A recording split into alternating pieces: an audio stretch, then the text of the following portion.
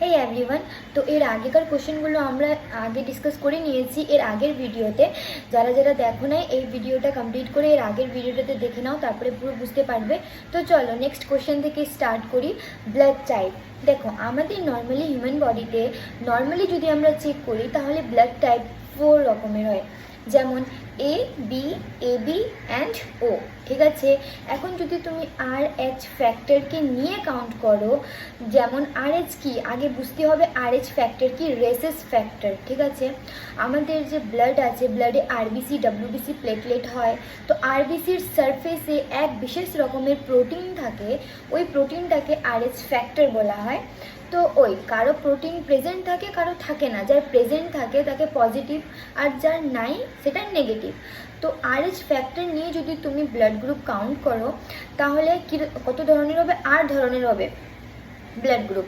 যেমন A positive A negative, B positive B negative, A B positive A B negative, O positive O negative, মানে যাদের আরবিসির সারফেসে আর H factor মানে এক বিশেষ রকমের প্রোটিন প্রেজেন্ট থাকে তাহলে সেটা পজিটিভ হবে, আর নাই তাহলে নেগেটিভ হবে, এই রকমের। ঠিক আছে, তাহলে টোটাল ব্লাড গ্রুপ আর এইচ ফ্যাক্টর দিয়ে কাউন্ট করলে সেটা আমাদের 8 ধরনের হয়। আর নর্মালি এর পরের কোয়েশ্চেন, চলো T3 অ্যান্ড T4 এর ফুল ফর্ম।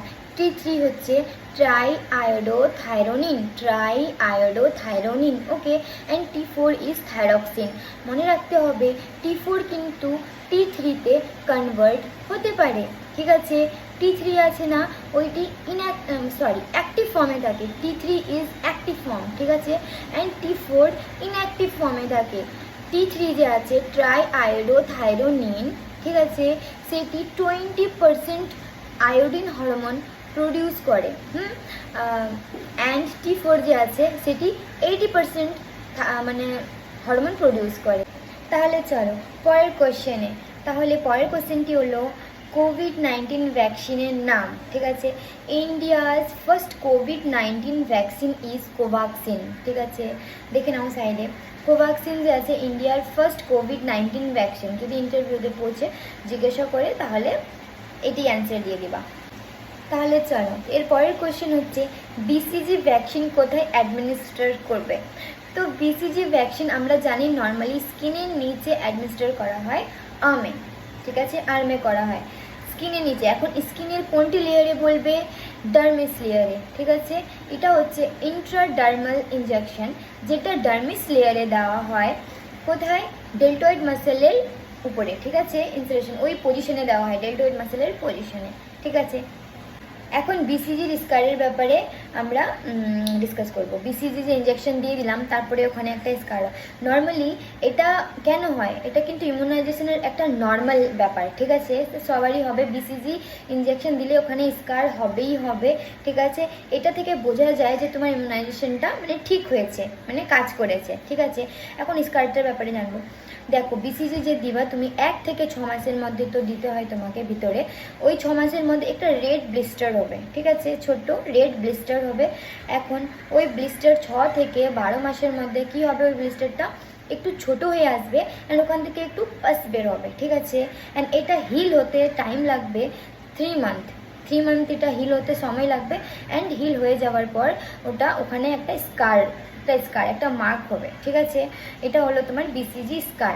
এখন ডিসকাস করব তোমার হাইপারটেনসিভ ড্রাগ।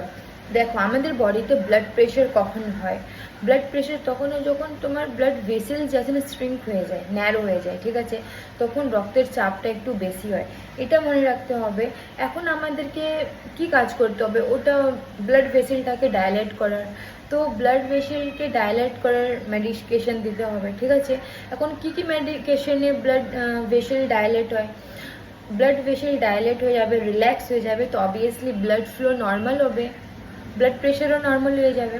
তো ঠিক আছে, এখন এটার মেডিকেশন হলো ডাইউরেটিক ড্রাগস। ঠিক আছে, ডাইউরেটিক ড্রাগস। হ্যাঁ, এর মধ্যে আসবে calcium channel blocker, beta blocker, angiotensin 2 blocker. ঠিক আছে, ACE ইনহিবিটার্স, ACE মানে অ্যাঞ্জিওটেনসিন কনভার্টার এনজাইম ইনহিবিটার, এসব ড্রাগস দিতে হবে।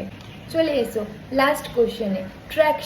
ট্র্যাকশন অর্থোপেডিক্সে কখন ব্যবহার করা হয়? যখন বোন ডিসলোকেট হয়ে যায় বা ফ্র্যাকচার হয়ে যায়, সেটিকে ভালোভাবে সঠিক মতো পজিশনে লোকেশনে আনার জন্য ট্র্যাকশন ব্যবহার করা হয়। আমরা দেখি না হসপিটালে যদি বোন ব্রেক হয়ে যায় তাহলে একটা দড়ি দিয়ে লেগকে হ্যাং করানো থাকে, ওই জিনিসটাকেই বলে ট্র্যাকশন। ঠিক আছে, ইন্টারভিউতে যদি কোশ্চেনটা জিজ্ঞাসা করে তাহলে বলবে যে কোনো বোন ফ্র্যাকচার, ব্রেক বা ডিসলোকেট হয়ে গেলে সেটিকে সঠিক মতো পজিশনে আনার জন্য অর্থোপেডিক্স ওয়ার্ড বা ফিজিওথেরাপিতে ট্র্যাকশন ব্যবহার করা হয়। ওকে গাইস, বাই বাই। তোমরা যদি আরও এরকমের ভিডিও দেখতে চাও তাহলে আমার চ্যানেলটি সাবস্ক্রাইব করে রাখো। এরপরে আমি নিয়ে আসবো আরও অনেকগুলো কোশ্চেন। যতদিন পর্যন্ত ইন্টারভিউ না হয় ততদিন পর্যন্ত আমি নিউ কোশ্চেন নিয়ে আসবো, যাতে আমাদের ব্রেনে সবগুলো কোশ্চেন থাকে অ্যান্ড ইন্টারভিউতে আমরা ভালো মতো অ্যান্সার দিয়ে আসতে পারি। Okay guys, bye bye, thank you so much.